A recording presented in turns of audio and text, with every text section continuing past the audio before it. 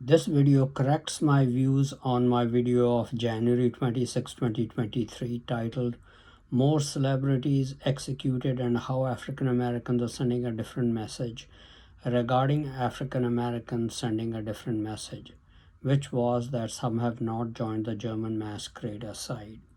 Hello friends, this is Unmasked Truth with Harmanjit Saini, where I provide unique analysis of world events based on the unmasked truth that after surrender, Germany continued World War II clandestinely and became a killing machine.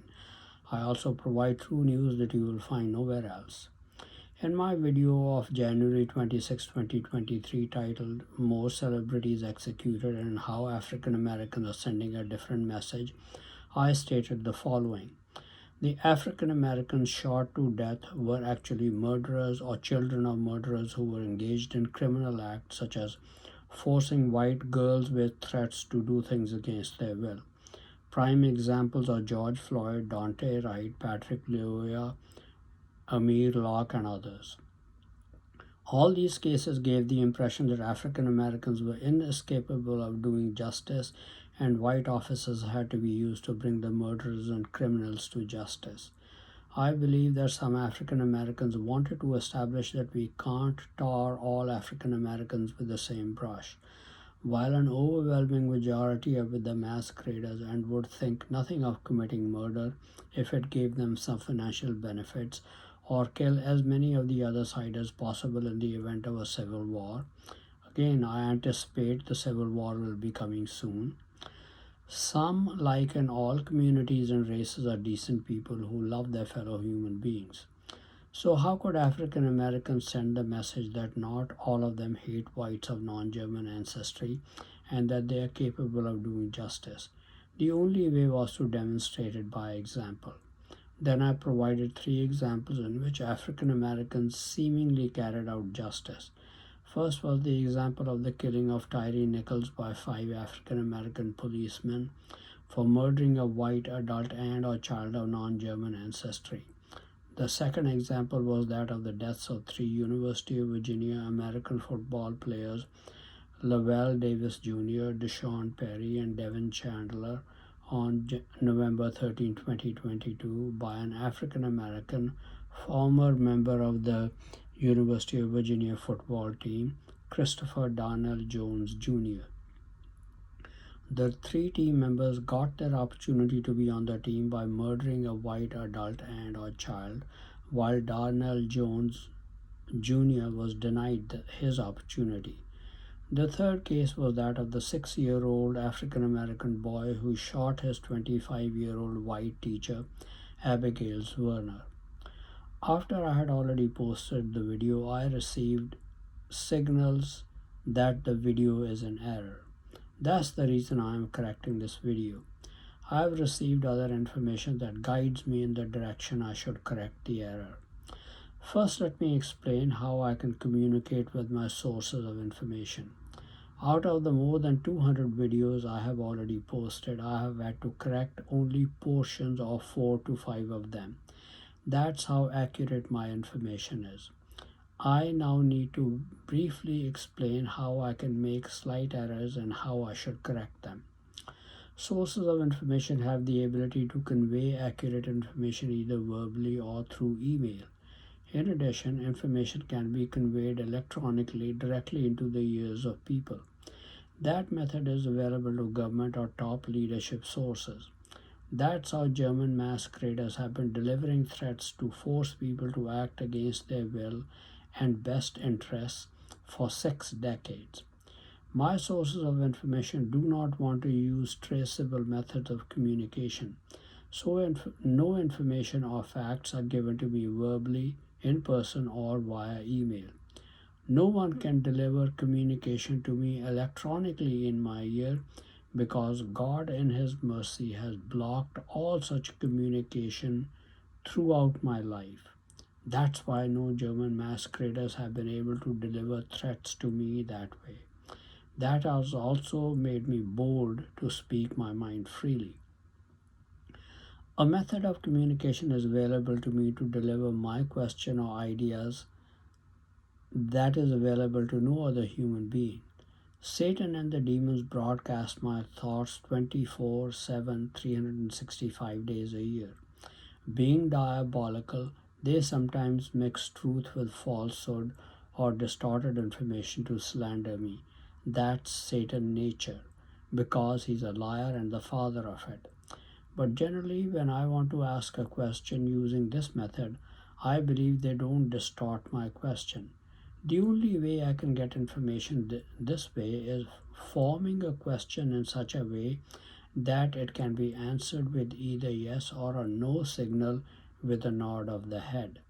That's the very slow and cumbersome method I have to use to get my information from a very reliable non-masquerader sources. When a news event takes place, I receive the signal that I have to comment on it. I am then left with the difficult task of interpreting the event based on my understanding of how German masqueraders, and people act.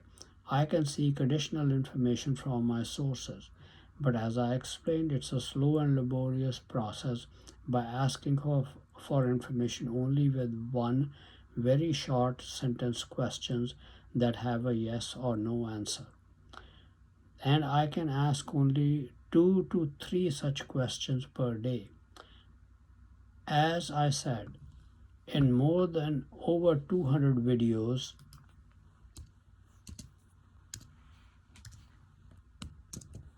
in more than over 200 videos, I have made a partial error in only 4 to 5 of them, which I have had to correct. That shows how very accurate my interpretation of events has been and how reliable my information is.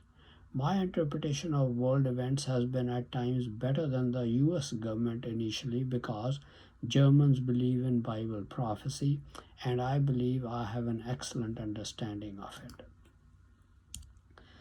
After I have posted a video explaining my views on an event, if it needs to be corrected, I receive a signal that it is inaccurate. Then I have to think through the information, perhaps get some additional facts in the same laborious way, and correct my videos.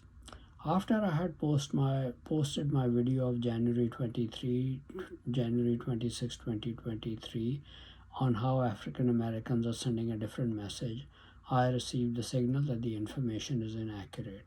Then another event in the last 8 to 10 days and more news led me to the direction in which I needed to make the correction.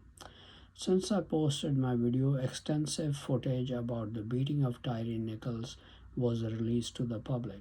The information showed that the 5 African Americans who carried out the beating were part of a special crime fighting squad called the Scorpion Unit, which has since been disbanded. Information about the previous activities of this unit indicated that it had gotten out of hand and was given to unacceptable methods of dealing with criminals. That's why they probably got out of hand in dealing with Nichols. Thus, the 5 African American officers were not dealing with Tyre Nichols with instructions from our side to demonstrate to us that not all African Americans are the same and that they are capable of doing justice. However, another event took place that might indicate that they may have been acting on instructions from another African American source.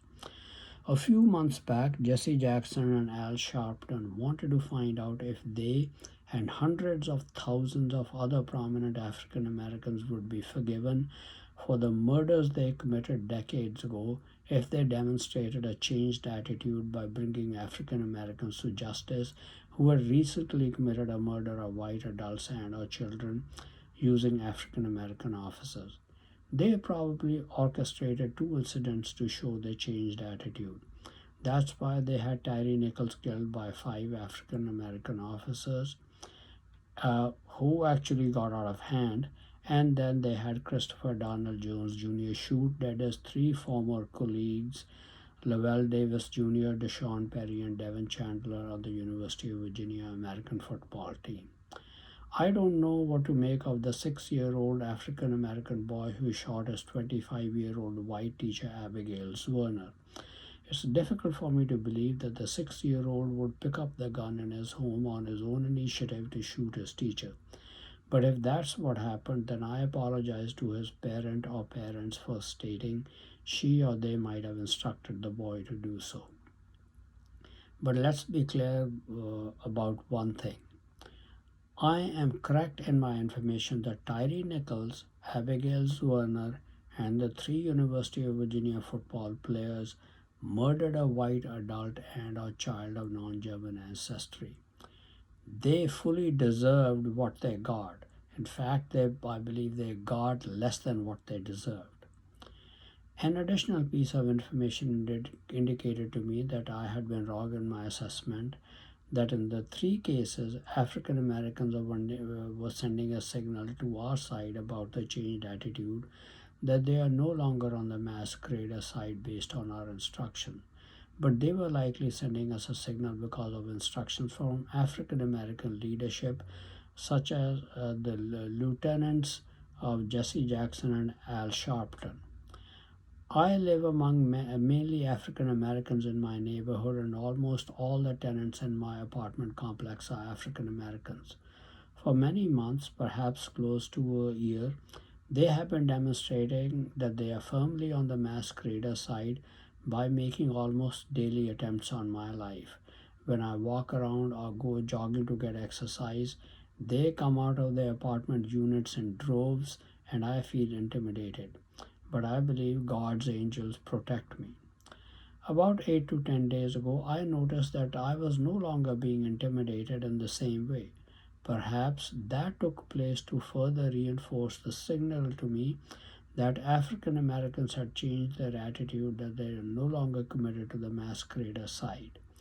I sensed that as an attempt to find out if Jesse Jackson and Al Sharpton, other prominent African Americans, and millions of others who committed murders decades ago would be forgiven. I immediately let it be known that Jesse Jackson, Al Sharpton, or any other prominent or ordinary African Americans or masqueraders and their allies would not be forgiven for the murders they committed, no matter how much remorse or repentance they exhibit. Immediately, the attitude of African Americans changed. They went back to their old ways of intimidating me, and I am quite sure making attempts on my life. This happened in a matter of a few days.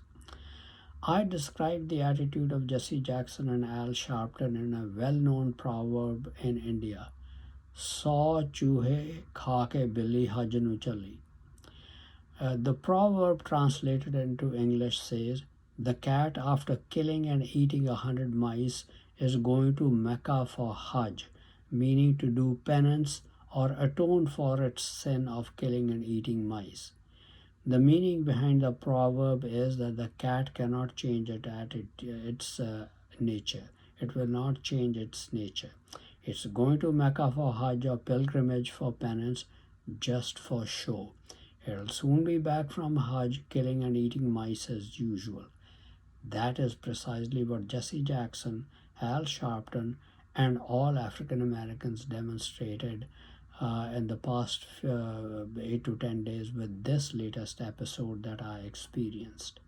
All those in my neighborhood acted in the way they were instructed to do.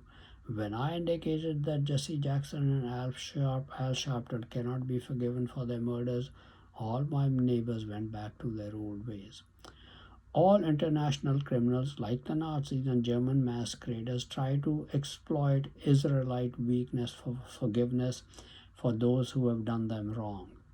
The Bible tells the story in 1 Kings 20 of Ben-Hadad, the king of Syria, attacking Israel in the days of King Ahab. After the king of Syria was defeated, verses 30 to 34 describe what happened. "And Ben-Hadad fled and came into the city, into an inner chamber.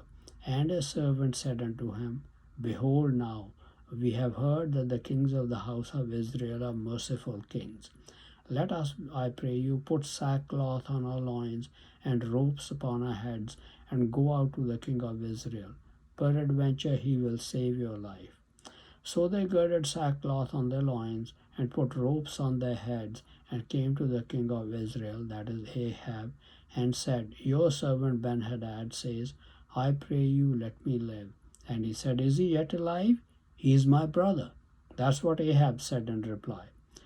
Now the men did diligently observe whether anything would come from him, that is King Ahab, and did hastily catch it. And they said, "Your brother Ben-Hadad." Then he said, "Go bring him." Then Ben-Hadad came forth to him, and he caused him to come up into the chariot. And Ben-Hadad said unto him, "The cities which my father took from your father I will restore, and you shall make streets for you in Damascus, as my father made in Samaria." Then said Ahab, "I will send you away with this covenant." So he made a covenant with him and sent him away. Then verse 42 describes the result when a prophet met Ahab. And he, that is the prophet, said unto him, that is King Ahab, "Thus says the Lord, because you have let go out of your hand a man whom I appointed to utter destruction, therefore your life shall go for his life, and your people for his people." Now, after committing genocide on 10 million whites of non-German ancestry, African Americans like Jesse Jackson and Al Sharpton seek forgiveness, along with their German masquerader allies trying to exploit the Israelite trait of forgiveness. The crimes they have committed simply cannot go unpunished. The example of King Ahab's dealing with Ben-Hadad and what the prophet told Ahab is going to be our guide in this case.